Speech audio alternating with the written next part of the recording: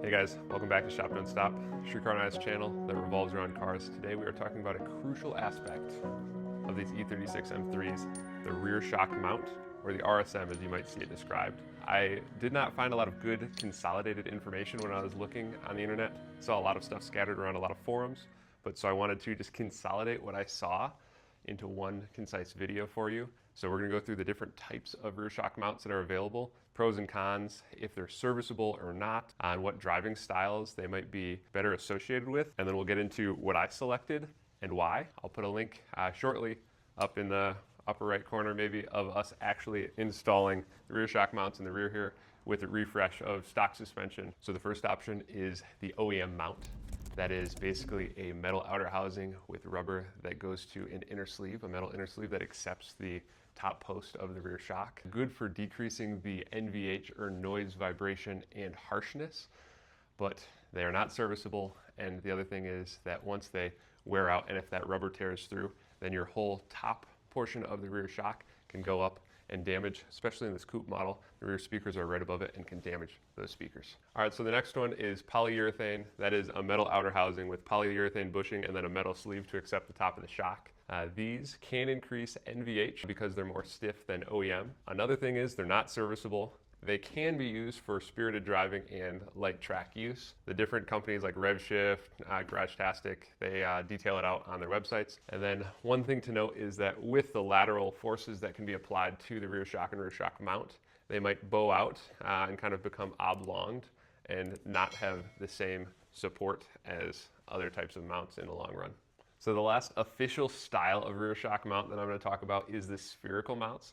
That is a metal outer housing with a spherical monoball kind of fitting that goes into it, and that really accepts and transfers a lot of those lateral and up and down forces through the rear shock mount. Keeps things pretty tight. That's why it's for spirited driving and track use. I think these are more track style rear shock mounts for people that are doing that kind of a thing. The one thing to note is they will likely significantly increase your NVH. They are serviceable though. One that I was looking at, Vorschlag, does a nice spherical based off of my research. Check them out if you're interested in that, but again, for more track use. The last category that I've kind of created based off of my research is what I consider kind of a hybrid model. Basically, it is the best of both worlds. I decided to go with Rogue Engineering. Introducing the Rogue Engineering rear shock mount for the BMW E36 M3. And I'll kind of tell you why, I kind of walk you through it. So basically, this is a metal outer housing that has a flange that goes in between two rubber bushings and then has a metal sleeve to accept the top of the shock. And I think this is a great model because one, it's serviceable, but the rubber itself is still soft and will avoid any increase in your NVH. Furthermore, one thing that I wanted to mention across all of these categories and for any E36 owners or hopefuls, you should be utilizing a reinforcement plate. So this is a pretty big, thick chunk of metal, and then on the top has another big, thick chunk of metal that actually sits around that top shock tower. Because that's very thin metal, it's prone to tearing through. This is a 95 on forums in like 99, 2002. There's guys saying, hey, I just bought this M3 and the rear shock tower has torn out. What do I do? And it's because the nut on the top of the OEM rear shock mount is just straight through that sheet metal, and with spirited driving or a large bump or something, can just tear right through. And now, in the good year of 2025, some 30 years later since this 95 came off the line, this one was actually built in 94. The rust and corrosion from being in the rust belt, this one is actually a pretty clean specimen, and that's kind of why I bought it.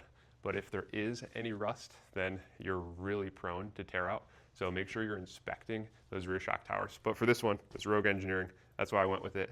Decreases NVH, similar to OEM in that regard with the rubber bushings. Serviceable. For $10, you can get a new set off of the Rogue Engineering website.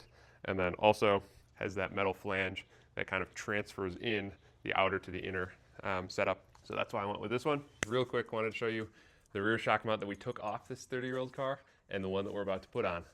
So here it is, wobbling everywhere. Here's our replacement.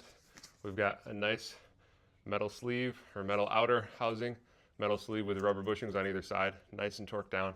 Then the reinforcement plate will come down from the top. And if you want to see the actual install, we'll put it up in the upper right corner.